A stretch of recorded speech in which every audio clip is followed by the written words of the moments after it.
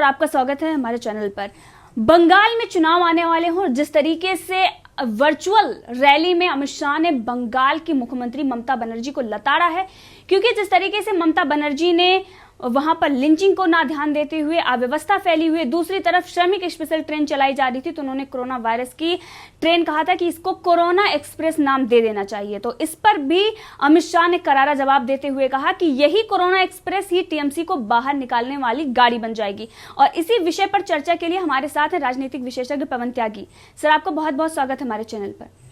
Sir, चुनाव आने वाले हैं और एक तरफ अगर बात करें बंगाल की, तो बंगाल में बहुत ऐसे मुद्दे हैं जिस पर बीजेपी का दांव भारी पड़ता हुआ नजर आ रहा है, और दूसरी तरफ अब अमित शाह ने जिस तरीके से वर्चुअल रैली में ममता बनर्जी के एक एक कारनामे को याद दिलाते हुए कहा है, और अमित शाह ने ममता बनर्जी के दंगों की लिस्ट मांग ली। दूसरी तरफ जो राजनीति कर रही थी ममता बनर्जी हर इस कोरोना वायरस के टाइम पर, उस पर भी उन्होंने लताड़ा है। आप क्या कहना चाहेंगे कि आने वाले चुनाव में कितना बड़ा ये दाव बीजेपी का है और कितना नुकसान टीएमसी का हो सकता है?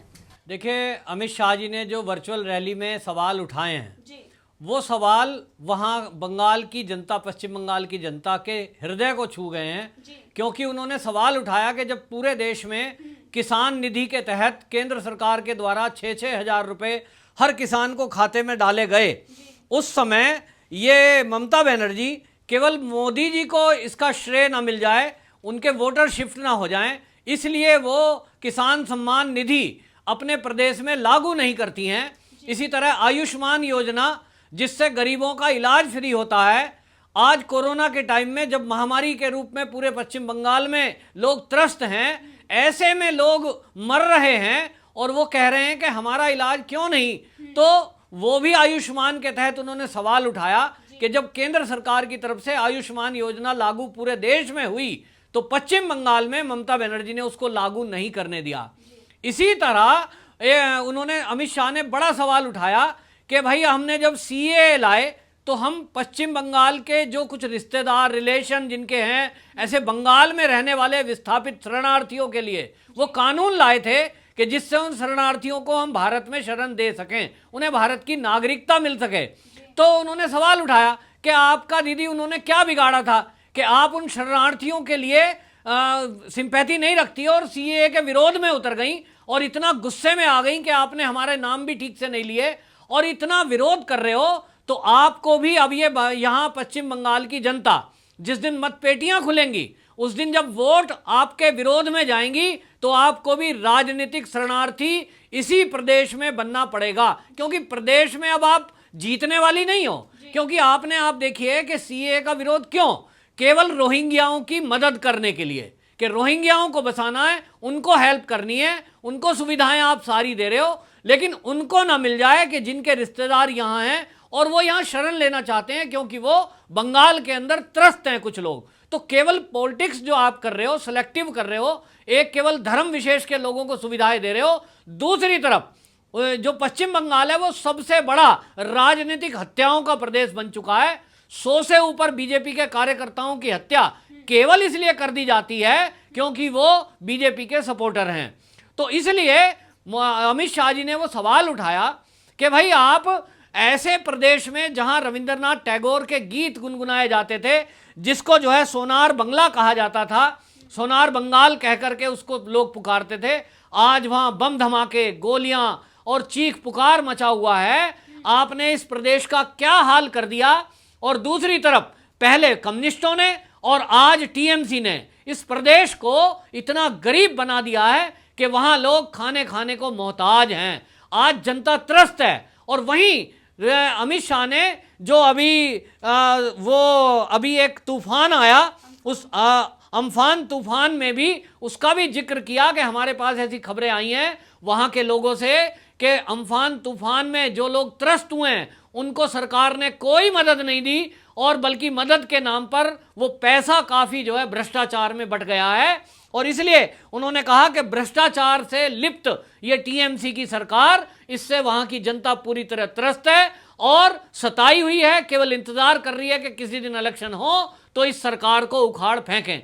तो बंगाल में, पश्चिम बंगाल में ममता बनर्जी का जाना तय है और इसीलिए वो बौखलाई हुई हैं और इसीलिए राजनीतिक हमले वहां हो रहे हैं टीएमसी के कार्यकर्ता केवल गुंडागर्दी करते हैं। हमने पिछले दिनों देखा कि जब कोरोना शुरुआत हुआ तो शुरुआत में लॉकडाउन चला, लॉकडाउन वहां अभी भी लगा हुआ है, लेकिन जब लोगों को घर में भोजन पहुंचाने की बात आई, राशन पीडीएफ का जो मिलना था, जो केंद्र से गया हुआ था, केवल उसको वितरण करने की व्यवस्था राज्य सरकार की थी। उस समय वो राशन भी वहां टीएमसी के लोगों ने अपने अपने लोगों को ही बांटा। वहां ये शकल देख के बांटा गया कि ये राशन लेने वाला कौन है। माने उन्होंने अपनी गुंडागर्दी इतनी भी की कि वो ऐसे दृश्य भी हमारे पास आए कि जो पीडीएफ का राशन है उसको बोरियों में औरों में ट्रांसफर करके और दुकानों पे बेचा जा रहा है।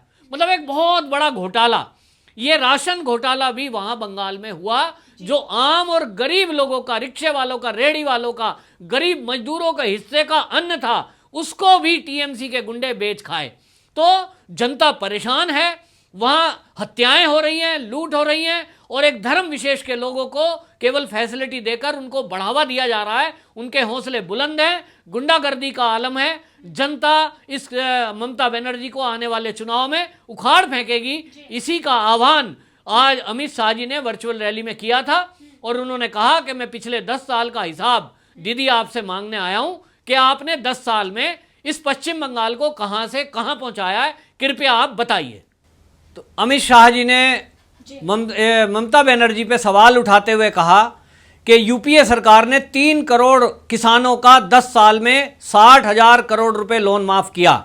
मोदी सरकार किसान सम्मान निधि के तहत 9 करोड़ से ज्यादा किसानों के अकाउंट में 72,000 करोड़ रुपया पहुंचाना चाहती है। लेकिन आप क्या कर रही हैं?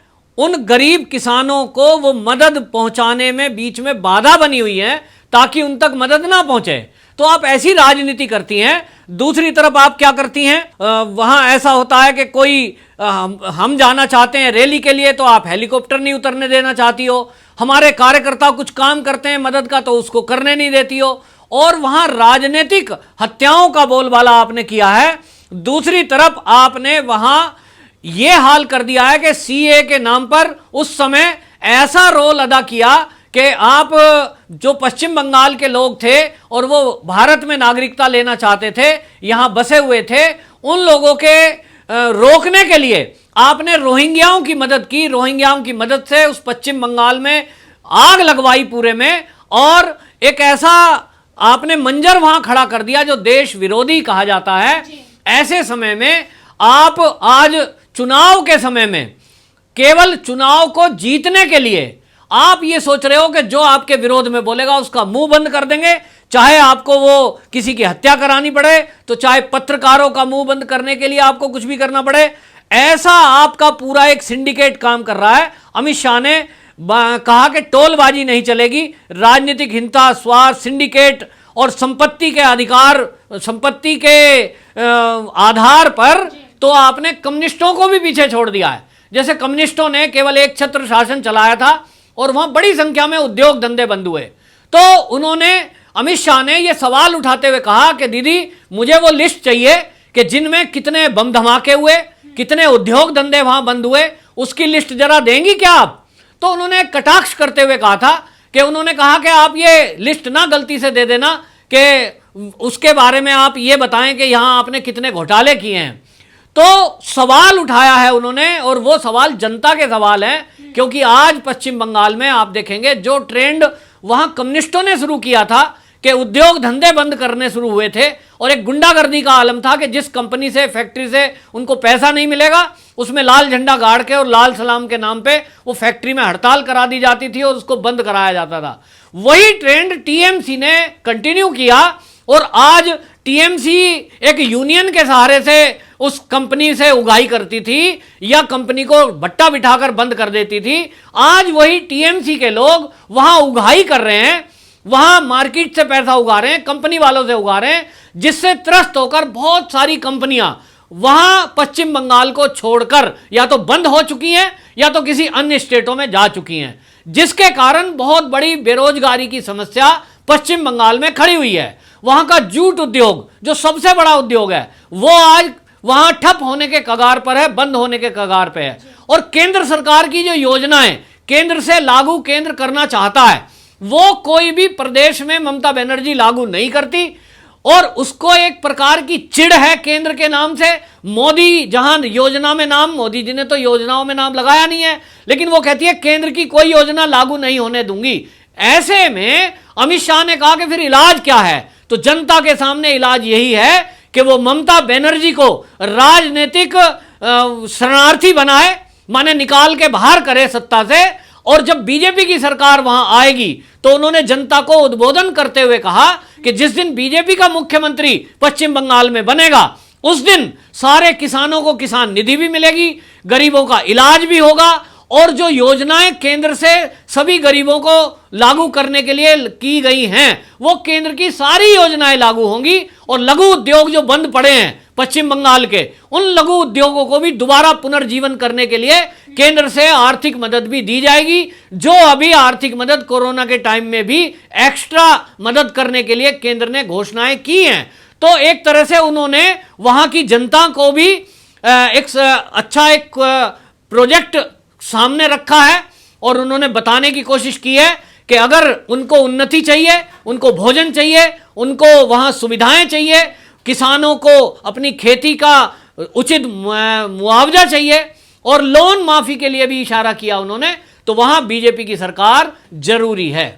जी, आपने सही कहा। इससे पहले ममता बनर्जी ने यह भी कहा था कि केंद्र सरकार यहाँ पर काम करके आगे दिखाए, क्योंकि जिस तरीके से अव्यवस्था थी और लोग सवाल पूछ रहे थे उसमें ममता बनर्जी ने ये बेतुका बयान दिया था। उसके बाद अब जब उनको शरणार्थी बनाने की बात आई है, सीए का विरोध जिस तरीके से वो कर रही थी, तो ये बड़ी बात है, क्योंकि ममता बनर्जी इस समय पर भी जब कोरोना वायरस चल रहा था, पूरे देश में लॉकडाउन था, लोगों की मदद करने का समय था, उस पर वो राजनीति कर रही थी और आने वाली चुनाव की रणनीति उस समय बना रही थी। और अब बीजेपी ने भी अपना दांव चल दिया है, तो अब ये देखना होगा कि पश्चिम बंगाल में आगे क्या होता है।